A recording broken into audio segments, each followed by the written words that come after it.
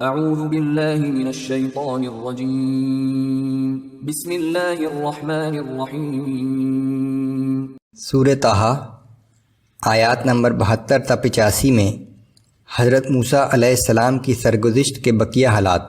فرعون کی طرف سے جادوگروں کو سولی پر لٹکانے کی دھمکی کے جواب میں جادوگروں کا اپنے ایمان پر قائم رہنے کا مصمم ارادہ، بنی اسرائیل کا دریا پار کرنا اور فرعون کا اس میں غرق ہو جانا، موسیٰ علیہ السلام کا کوہ طور پر اپنی قوم سے پہلے پہنچنا اور اللہ کی طرف سے بنی اسرائیل کو آزمائش میں مبتلا کرنے کے واقعات۔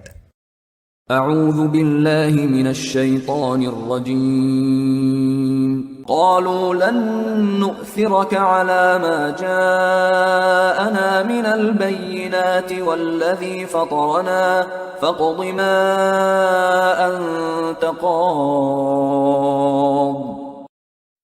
جادوگروں نے کہا کہ ہم یہ کبھی نہیں کر سکتے کہ سچائی کی جو روشن دلیلیں ہمارے سامنے آ چکی ہیں اور جس ہستی نے ہمیں پیدا کیا ہے اسے چھوڑ کر تیرا حکم مان لیں، تو جو کچھ کرنا چاہتا ہے کر لے۔ انما تقضی هذه الحیاة الدنیا، تو زیادہ سے زیادہ اس دنیا کی زندگی کا فیصلہ کر سکتا ہے۔ انا آمنا بربنا لیغفر لنا خطایانا وما اکرہتنا علیہ من السحر۔ بلا شبہ ہم اپنے رب پر ایمان لا چکے ہیں تاکہ وہ ہماری خطائیں معاف کر دے اور اس جادو کو بھی معاف کر دے جس کا ارتکاب تو نے ہم سے زبردستی کرایا ہے۔ واللہ خیر وابقا، اللہ ہی سب سے بہتر ہے اور وہی ہمیشہ باقی رہنے والا ہے۔ انه من یأت ربه مجرما فإن له جہنم لا يموت فيها ولا يحیا۔ بلا شبہ جو شخص اپنے رب کے حضور مجرم کی حیثیت سے حاضر ہوگا تو اس کے لیے جہنم ہے، اس جہنم میں نہ وہ مر سکے گا اور نہ زندہ رہ سکے گا۔ ومن يأته مؤمنا قد عمل الصالحات فأولئك لهم الدرجات العلا، اور جو شخص اس کے حضور میں مومن کی حیثیت سے حاضر ہوگا اور اس نے نیک عمل بھی کیے ہوں گے تو ایسے لوگوں کے لیے بڑے بلند درجات ہوں گے۔ جنات عدن تجری من تحتها الانہار خالدین فیہا، وہ دائمی باغات جن کے نیچے نہریں بہتی ہوں گی، یہ لوگ ان باغوں میں ہمیشہ رہیں گے۔ وذلک جزاء من تزکا، یہ صلہ ہے اس شخص کے لیے جس نے اپنا دامن آلائشوں سے پاک رکھا۔ وَلَقَدْ أَوْحَيْنَا إِلَى مُوسَىٰ أَنْ أَسْرِ بِعِبَادِي فَاضْرِبْ لَهُمْ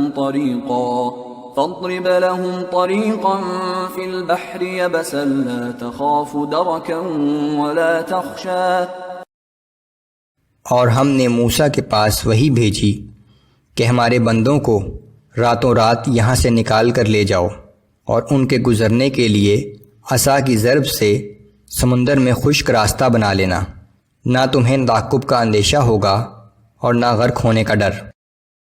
فَأَتْبَعَهُمْ فِرْعَوْنُ بِجُنُودِهِ فَغَشِيَهُمْ مِنَ الْيَمِّ مَا غَشِيَهُمْ، پھر فرعون نے اپنے لشکر کے ساتھ بنی اسرائیل کا تعقب کیا، پس سمندر کے پانی نے فرعون اور اس کے لشکر کو چاروں طرف سے مکمل طور پر ڈھانپ لیا۔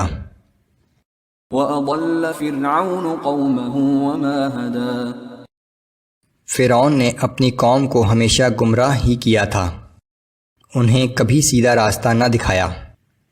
یا بنی إسرائيل قد أنجيناكم من عدوكم وواعدناكم جانب الطور الأيمن ونزلنا عليكم المن والسلوى. اے بنی اسرائیل، ہم نے تمہیں تمہارے دشمن فرعون سے نجات عطا کی اور کوہ طور کی دائیں جانب تمہاری حاضری کا وقت مقرر کیا، اور ہم نے تم پر من و سلوہ نازل کیا. كلوا من طيبات ما رزقناكم ولا تطغوا فيه فيحل عليكم غضبي. جو پاکیزہ رزق ہم نے تمہیں عطا کیا ہے اس میں سے کھاؤ، اور اس معاملے میں حد سے تجاوز نہ کرو، ورنہ تم پر ہمارا غضب نازل ہو جائے گا. ومن يحلل عليه غضبي فقد هوى. اور جس پر ہمارا غضب نازل ہو گیا تو سمجھ لو کہ وہ ہلاک و برباد ہو گیا. وَإِنِّي لَغَفَّارٌ لِمَن تَابَ وَآمَنَ وَعَمِلَ صَالِحًا ثُمَّ اهْتَدَى. بلا شبہ میں اس شخص کے لیے بڑی بخشش کرنے والا ہوں جس نے توبہ کی، ایمان لایا اور نیک اعمال کیے، پھر راہ راست پر قائم رہا. وَمَا أَعْجَلَكَ عَن قَوْمِكَ يَا مُوسَى. اللہ تعالیٰ نے موسیٰ اور ان کی قوم کے کچھ لوگوں کو کوہ طور پر طلب کیا تھا، لیکن موسیٰ علیہ السلام اپنی قوم سے پہلے ہی پہنچ گئے.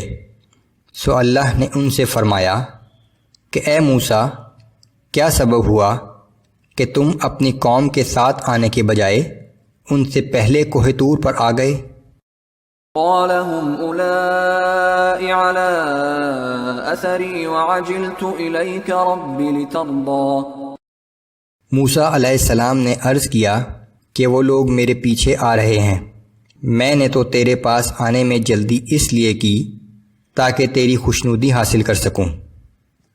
قال فإنا قد فتنا قومك من بعدك وأضلهم السامري.